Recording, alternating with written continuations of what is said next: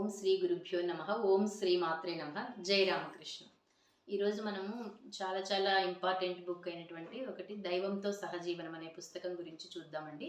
ఈ పుస్తకంలో ఏం చర్చించుకుంటున్నాము అంటే డైరెక్ట్ డిసైపుల్స్ ఆఫ్ శ్రీరామకృష్ణ ఎవరైతే ఉన్నారో, అంటే వివేకానంద స్వామితో పాటు జీవించి ఉన్నటువంటి ఆ 16 మంది శిష్యులు ఎవరైతే ఉన్నారో వాళ్ళ యొక్క జీవిత చరిత్రను తెలుసుకోబోతున్నాం అనమాట.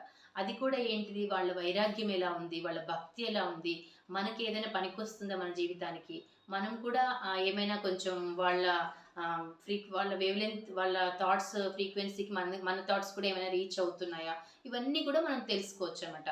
ఇలా వీళ్ళందరూ చాలా గొప్ప గొప్ప స్వామీజీలు కాబట్టి వీళ్ళందరి జీవితాలు ముందు ఎలా ఉన్నాయి, తర్వాత రామకృష్ణ వారితో కనెక్ట్ అయ్యాక వాళ్ళ జీవితాలు ఎలా ఉన్నాయి, వాళ్ళందరూ కలిసిమెలిసి ఉంటున్నప్పుడు వాళ్ళు ఎలా అడ్జస్ట్ చేసుకున్నారు ఒకరితో ఒకరు, ఇవన్నీ కూడా తెలుసుకోవడం వల్ల ఏమవుతుంది, మనకి ఇవన్నీ కూడా లీడర్షిప్ క్వాలిటీస్ వస్తాయి, లేదా మనము ఒక సంస్థలో అందరితో కలిసి ఎలా పనిచేయాలో అనేది మనకు అర్థమవుతుంది. ఇలా ఎన్నో విషయాలు మనము మన జీవితానికి అన్వయించుకోవచ్చు అనే ఉద్దేశంతో రామకృష్ణ కథామృతం కంటే ముందు అసలు రామకృష్ణ వారితో శిష్యులు ఎలా ఉండేవారు, రామకృష్ణ వారు ఎలా ఉండేవారు, రామకృష్ణ వారు ఒక్కొక్క శిష్యుడిని ఎలా వాళ్ళ యొక్క బుద్ధిని ప్రచోదనం చేయించి వాళ్ళని ఎలా ముందుకు తీసుకెళ్లారు. ఎందుకంటే ఎవ్రీవన్ ఈజ్ యూనిక్ కదండి. మనం ఇక్కడ భూమి మీద పుట్టాము అంటే మనలాంటి వాళ్ళు ఇంకెవ్వరు లేరనమాట. ఒకవేళ కొంచెం పోలికలు కలిగిన వాళ్ళు ఉండొచ్చేమో కానీ మనలాంటి మెంటాలిటీ ఉన్న వాళ్ళు కానీ మన వేవ్ లెంత్తో ఫ్రీక్వెన్సీతో సమానమయ్యే వాళ్ళు కానీ ఇంకెవరు లేరు. కాబట్టి అసలు మేము పిల్లలకి బాల వికాస్ క్లాసెస్లో చెప్పేటప్పుడు కూడా అదే చెప్తామన్నమాట. కాంపిటీషనే అవసరం లేదు.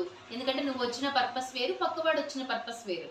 కానీ మనం అది భయపడిపోయి మనం వాడికి ఇన్ని మార్కులు వచ్చేసాయి, మాకు ఇన్ని మార్కులు రాలేదు అని తల్లిదండ్రులు కూడా భయపడిపోతూ ఉంటారు. ఎందుకంటే మీ బిడ్డని భూమి మీదకి తెచ్చింది వేరే పర్పస్తో తెచ్చాడు భగవంతుడు. కాబట్టి ఆ బిడ్డకు కావాల్సిన ఎదుగుదలకు కావాల్సినటువంటి వాతావరణాన్ని మీరు కల్పించండి అని చెప్తాం అనమాట. కాబట్టి ఇలాంటి పుస్తకాల గురించి తెలుసుకోవడం వల్ల మనకు జీవితంలో ఎన్నో సమస్యలు మనం సాల్వ్ చేసుకోగలము, ఎన్నో రకాలుగా మనము ఆధ్యాత్మిక జీవితంలో ముఖ్యంగా ముందడుగు వేయడానికి పనికొస్తుందనే ఉద్దేశంతో మనము ఈ దైవంతో సహజీవనం అనే పుస్తకాన్ని ఈరోజు భగవంతుని దయ వల్ల, రామకృష్ణ వారి దయ వల్ల మనము స్టార్ట్ చేస్తున్నామండి.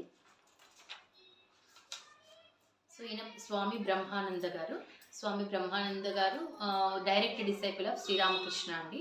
సో ఈ స్వామి గురించి ముందు తెలుసుకుందాం మనం. వివేకానంద స్వామి గురించి తెలుసుకోవడానికి ఇంకా చాలా టైం పడుతుంది మనకు. అవి ఇంకా ఎక్కువ పుస్తకాలు ఉన్నాయి, అవన్నీ తర్వాత చూద్దాము. వివేకానంద స్వామి గురించి తప్ప ఇంకా మిగతా అందరి 16 మంది శిష్యుల గురించి ఉంటుందన్నమాట ఈ పుస్తకంలో. సో ఇలా చదువుతూ నేను 1 by 1 లైన్ బై లైన్ చదువుతూ ఎక్కడ అవసరమైతే అక్కడ ఎక్స్ప్లెయిన్ చేస్తూ వెళ్తాం. ఎందుకంటే ఇది సత్సంగం కాబట్టి, సత్సంగంలో మాకు స్వామీజీ వాళ్ళు ఏం చెప్పేవారంటే జస్ట్ నలుగురు కూర్చొని అలా మంచి ఒక హోలీ గ్రంథాన్ని తీసుకొని చదువుకుంటా ఉన్నా కూడా సరిపోతుందమ్మా, మీరేమి స్పీచ్లు వెళ్ళి ఇవ్వనక్కర్లేదు అని కూడా చెప్పేవాళ్ళు అనమాట. కాబట్టి ఎవరైనా మీకు సేమ్ మైండ్ సెట్ ఉన్న వాళ్ళు ఫ్రెండ్స్ ఎవరైనా దొరికితే కూడా ఇద్దరున్నా కూడా ఒకసారి ఆవిడ చదవచ్చు, ఒకసారి మీరు చదవచ్చు. అలా మెల్లగా మనము ముందడుగు వేస్తూ రోజు కొంత టైం భగవంతుని కని పెట్టుకుని అలా చేద్దాం. సో స్వామి బ్రహ్మానంద గారి గురించి తెలుసుకుందాము. నిరంతరం భగవత్ చింతన చేసే పారమార్థిక సాధకునకు లౌకిక విషయాల గురించి వినటానికి కానీ మాట్లాడటానికి కానీ చాలా బాధాకరంగా ఉంటుంది. చూడండి, ఎవరికి ఏ విషయాలు నచ్చుతాయో వాళ్ళు కనెక్ట్ అవుతుంటారు కదా. యూనివర్స్ అంతే, మనం ఎటువంటి ఆలోచనలు చేస్తూ ఉంటామో అటువంటి వాళ్ళని మన జీవితంలోకి తెచ్చి కనెక్ట్ చేస్తుంటుంది. మనం మన ఆలోచనల్ని సరిదిద్దుకోవాల్సిన బాధ్యత మనది. కాబట్టి కొంతమంది దగ్గర వెళ్ళి మనం భగవంతుని గురించి మాట్లాడామనుకోండి, వాళ్ళకి కర్ణ కఠోరంగా ఉంటుంది, వాళ్ళు వినలేరు అనమాట. వాళ్ళు ఏదో ఒక సాకు చెప్పేసి వెళ్ళిపోతారు.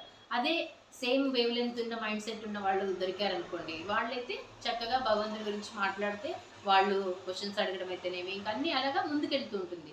కాబట్టి మనము ఎటువంటి వాళ్ళతో ఫ్రెండ్షిప్ చేయాలి, ఎటువంటి బంధాన్ని నిలుపుకోవాలి అనే దానికి ఏం చెప్తారు శ్రీరామకృష్ణ వారు అంటే, ఎవరితో అయితే నువ్వు ఫ్రెండ్షిప్ చేస్తున్నావో ఆ ఫ్రెండ్షిప్ వల్ల అయితేనేమి, ఆ రిలేషన్షిప్ వల్ల అయితేనేమి నువ్వు ఆధ్యాత్మికంగా ముందడుగు వేయగలగాలి.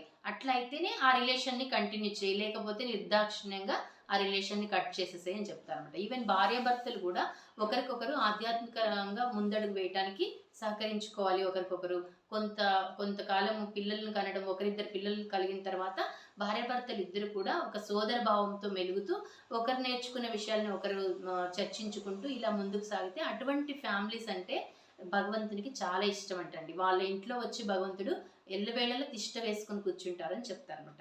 కాబట్టి మనం మన ఇలాగే రామకృష్ణుల వారికి కూడా ఎవరైనా వచ్చి అలా ప్రాపంచిక జీవితం గురించి మాట్లాడడం, ఇప్పుడు ఎవరైనా ఒక స్వామీజీ దొరికారనుకోండి, మనం అందరం ఏం చేస్తాము, వెళ్ళి మా పిల్లాడికి ఇంజనీరింగ్ సీట్ రావాలనో, మెడిసిన్ సీట్ రావాలనో, లేకపోతే మాకు ఈ సమస్యలు ఉన్నాయండి, ఇల్లు కట్టుకోవాలనుకుంటున్నాము, పిల్ల పెళ్లి చేయాలి, ఇవే ఉంటాయి అంతే కదా. కాకపోతే మనం అవన్నీ తీరిన తర్వాతనే మనం ఆధ్యాత్మిక జీవితంలోకి ప్రవేశించగలము. అఫ్ కోర్స్ కొంతమంది ఎక్సెప్షనల్ పర్సన్స్ ఉంటారు, వాళ్ళకి నిండా సమస్యలు ఉన్నప్పటికీ వాళ్ళు భగవంతుని మార్గంలో ఉండగలుగుతారు. అలా ఎక్సెప్షనల్ కేసెస్ తప్ప మిగతా వాళ్ళందరూ కూడా వాళ్ళకి అన్ని సమస్యలు తీరిన తర్వాత మేము వస్తామండి అంటారు. బట్ ఇది ఎటువంటిది అంటే, సమస్యలన్నీ తీరాక నేను భగవంతుని పట్టుకుంటాను అనడం ఎటువంటిది అంటే, ఒక చిన్న ఉపమానం చెప్తారు. సముద్రపు ఒడ్డున కూర్చొని అలలన్నీ తగ్గిపోయాక నేను స్నానం చేస్తానండి అన్నాడు అనుకోండి ఎవరైనా, అది తగ్గేది ఎప్పుడు చెప్పండి? సముద్రపు అలలు ఎప్పుడు వస్తూనే ఉంటాయి, ఇంకా విజృంభిస్తూనే ఉంటుంది కదా. కాబట్టి ఆ అలలు తగ్గేది లేదు, ఈయన వెళ్ళి స్నానం చేసేది లేదనమాట. అలాగే ఏమండి మాకు సమస్యలు ఉన్నాయి, కొంచెం అండి ఈ పిల్ల పెళ్ళి అయిపోతుందండి, ఇంకా అప్పటి నుంచి నేను మొత్తం భక్తి అంటారు. కానీ అలా కుదరదనమాట. నిజంగా నువ్వు సమస్యలు నిండా మునిగినప్పుడే భగవంతుని పట్టుకోవాలి. అప్పుడు నీ సమస్య యొక్క తీవ్రత తగ్గించేస్తాడు కదా భగవంతుడు. కానీ మనం అది అర్థం చేసుకోవడం లేదనమాట. కాబట్టి ఇది మనం అర్థం చేసుకుంటూ ముందుకెళ్తే కనుక మన జీవితం సుగమం అవుతుంది. ఇలా మనము మెల్లగా ఒక్కొక్క విషయాన్ని గురించి చర్చించుకుంటూ, మనకు ఈ స్వామీజీలందరూ కూడా ఎటువంటి వైరాగ్య జ్వాలలు కలిగి ఉన్నారు, వాళ్ళందరి మధ్య స్నేహభావం ఎలా ఉండింది, సోదరభావం ఎలా ఉండింది, వాళ్ళందరూ రామకృష్ణ మిషన్ యొక్క చరిత్రకు ఎలా దోహదమయ్యారు, వాళ్ళ నుంచి దీక్ష తీసుకున్న గురువుల ద్వారా మనం దీక్ష తీసుకున్నామంటే మనం ఎంత అదృష్టవంతులము, మన గురు పరంపర ఎటువంటిది, అవన్నీ కూడా చూద్దామండి. సర్వం శ్రీరామకృష్ణార్పణమస్తు. లోకా సమస్త సుఖినో భవంతు. జై రామకృష్ణ.